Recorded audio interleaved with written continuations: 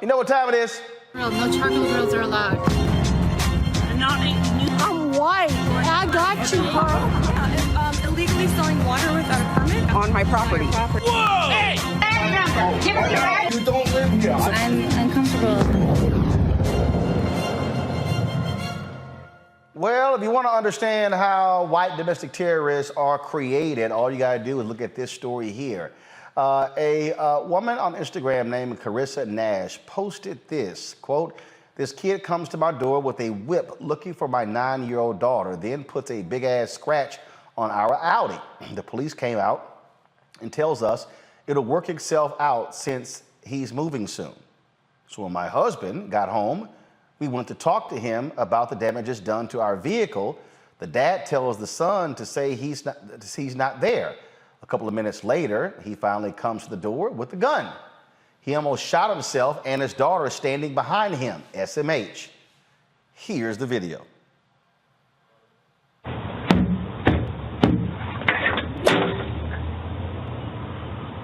have the video too. Is it after it?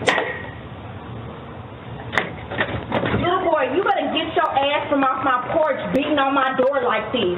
I will call the police. You need to leave. Don't you ever beat on my goddamn door like that. Go. Your son beat on mine. I need to talk about these damages to my car. Your son, let me show you the video. If you come outside and talk like an adult, then maybe we can figure it out. You coming outside with it. I'm trying to have a conversation with you. You coming outside with Yeah, because I saw the way you started walking up on me. We've already had beef before. We have it on video. All right, get off my property. Seriously, get off my property. Someone came over here with a fucking whip. Bring his ass over here again. Please. What the fuck happened? You have a gun. Come over here on my side and see what the You fuck have a fuck out of here. Fuck you, nigga. Bring your motherfucking ass outside without the gun in. No, baby, get back. Oh my God. Oh my God. Well, the boy's father, Bryan Thomas Brunson, has been charged with deadly conduct for reckless discharge of a firearm. And you wonder how these white domestic terrorists grow up to be who they are. That's how, Mustafa.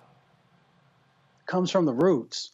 And that's what, you know, when we want to make sure that people understand the true history of this country, the disparities and the impacts that happen, we're trying to root out racism by putting a spotlight on it. And when you see small children, they have to learn these types of actions and behaviors. And it comes from their parents and their grandparents. And when you're not willing to address the fullness of what's actually going on, then racism is going to continue to find fertile ground in this country, and you will see it move from generation to generation to generation. And that's why in this moment, something has to change. Teresa. Yeah, you're absolutely right. Racism isn't, something you're born with. It is something learned. The kid looked no more than 12 years old and bold enough to, know what is right from wrong and what is white privilege. And essentially, I'm not sure where you got that whip from. Looked like it came from the bedroom. But nonetheless, he did use it as a weapon. And then for the father to not even have, the audacity to just respectfully have a conversation with the parents about their kid, it tells you the type of parenting. So outside of the charge, DHS needs to make a house call to assure that not only that kid is safe, but he's getting the right attention where he needs to, get some counseling for his type of behavior. DeMario.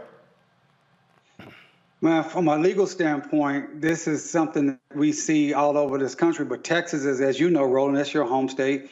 You don't have to have a license to have a gun, and it's a stand your ground state. And so even trying to sue this parent into the door with a gun, I don't know if it's going to go anywhere because of what I just named. And then from a practical standpoint, it really highlights the difficulty we're living in this country. Do you call the police on this scenario and risk police coming over and shooting you or beating you because you're a black person calling the police? Do you move out of the neighborhood because you moved into the neighborhood hoping to get a better place, maybe a better school system? So you move into a white neighborhood, but now you got to deal with these racist white neighbors. What do you do here? I mean, it's really, really difficult to figure out what's going on here. Obviously, the little boy was wrong.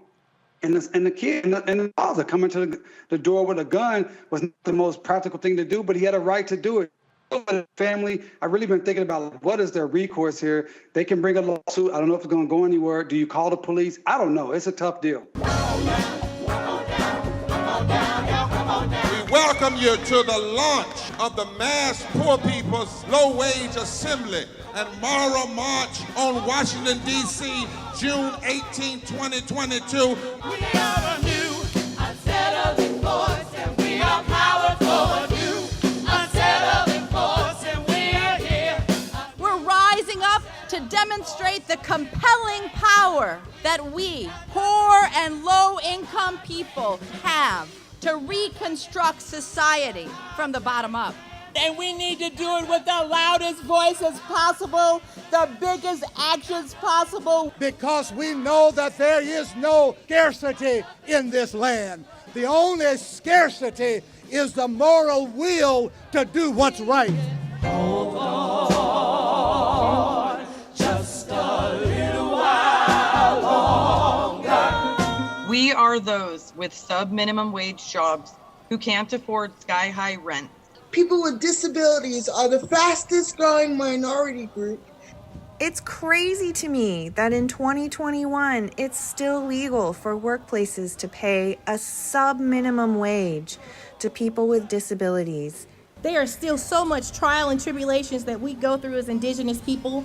We can't get a decent wage to sustain ourselves, nor can we get adequate housing. Veterans across this nation say enough is enough. We can't pat essential workers on the back on one day and then cut their health care the next day. Health is a political choice. What more do I need to do to prove that my voice is just as valuable as anyone else's? There are still forces in denial that would try to slow walk our transition to a clean economy and a just future for us all. We have an immoral system run by immoral people.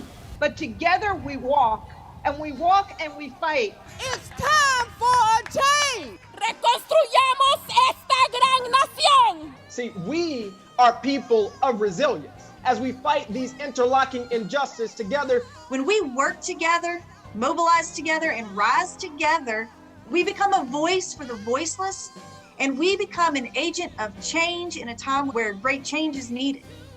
We need the third reconstruction to ensure that deaf people, people with disabilities, and all people can have the right to live and to thrive. We know what they are doing, but the question is, what are we going to do? Reconstruction begins when we change our mentality and say it's time for you to get your foot off of my neck.